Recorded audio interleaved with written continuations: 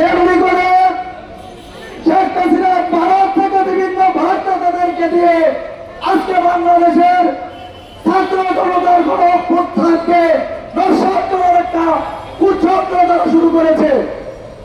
আপনারা সকলেই জানেন ঢাকা মহাসড়কটি 2009 সাল থেকে ঢাকা মহাসড়কটি দখল করে বসে আছে।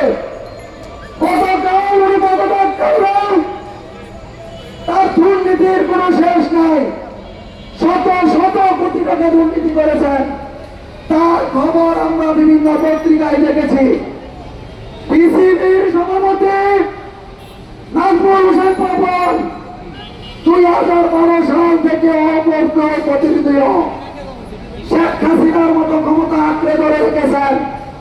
নিজের ইচ্ছা মতো প্লেয়ার বসিয়ে বাংলাদেশ জাতীয় দলকে ভরাডুবি করেছেন। আন্তর্জাতিক বিভিন্ন টুর্নামেন্টে এই সভাপতির কারণে আমাদের নাক কাটা গেছে। সভাপতি সালাউদ্দিন, আপনি কোথায় আছেন? মাতাল অবস্থায় আপনি কোথায় আছেন? আমি আজকে বিপিনের কাছে অনুরোধ করব, কঠিনভাবে এদেরকে অপসারণ করতে হবে।